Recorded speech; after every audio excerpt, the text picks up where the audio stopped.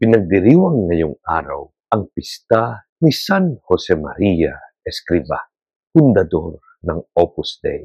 Si Monsignor Escrivá de Balaguer ay ipinanganak sa Barbastro, Spain noong ika-9 ng Enero 1902. Taong 2002 nang itanghal siya bilang pintakasi ng simbahan at pinansagang Saint of the Ordinary Life o santo ng pang-araw-araw na buhay.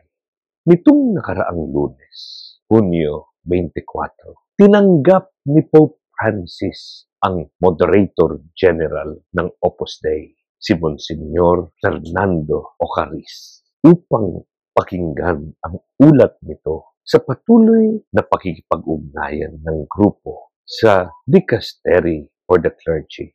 Matatandaan, tinanggal ni Pope Francis kamakailan ang titulo ng grupo bilang personal prelature ng Papa. Hinikayat ni Pope Francis si Monsignor Ocaris to be very close to the people, especially in countries where there is more suffering or where the work of evangelization is more difficult.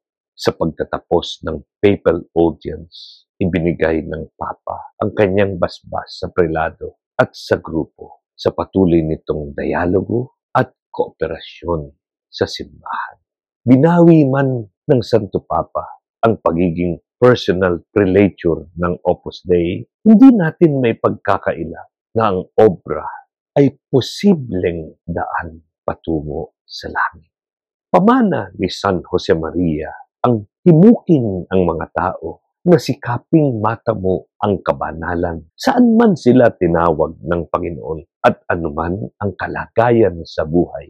Nabatid ni Monsignor Escrivá noong 1928 na ito ang kanyang misyon bilang pari na tulungan ang lahat matamo ang kabanalan sa mundo. Naghahandog ang Opus Dei ng pagsasanay sa mga miyembro nito upang magpakadalubhasa sa kanilang trabaho. Ano pa man ito, naniniwala si Escrivá na dedikasyon at malalim na makadiyos na pananaw ang formula upang makamit ang kaganapan. Para sa grupo, dedication to one's state of life equals holiness. Ayon pa kay San Escrivá, ang pagiging banal ay maaring makamit ng tanan, lalo na ng mga ordinaryong tao sa kanilang gawaing pang-araw-araw at trabaho. Paliwanag ng santo, sa anumang propesyon, maaring matamo ang tunay na kabanalan sa pamamagitan ng gawain o trabahong pinagbuti ayon sa kalooban ng Panginoon.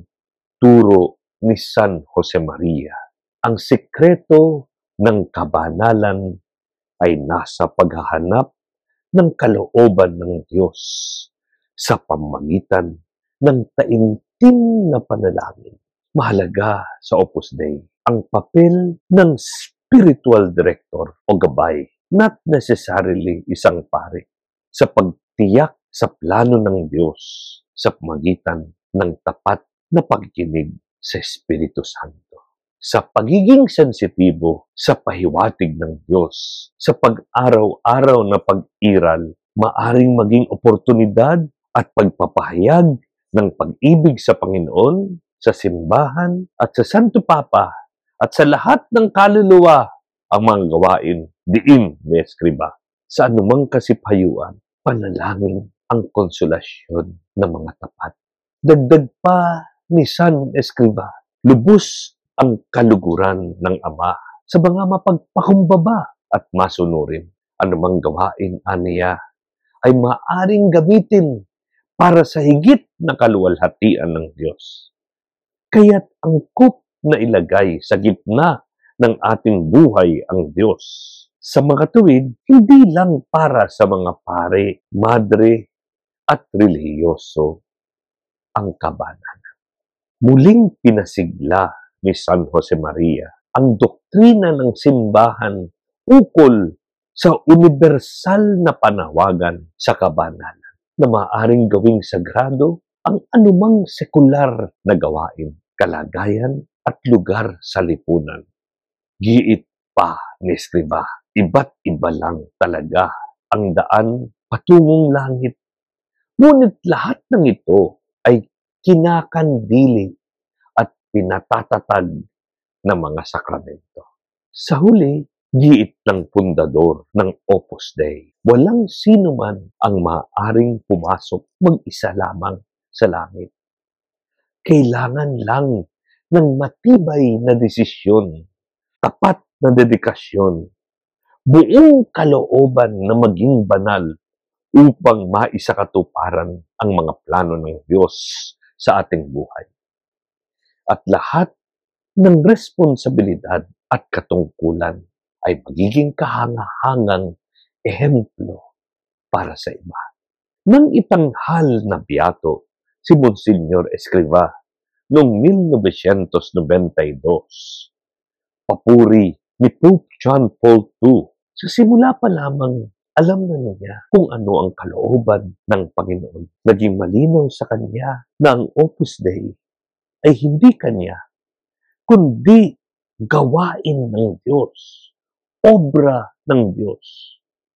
Ang kanyang pangangaral ng pangkalahatang panawagan sa kabanalan ay pagbabahagi lamang ng sariling karanasan.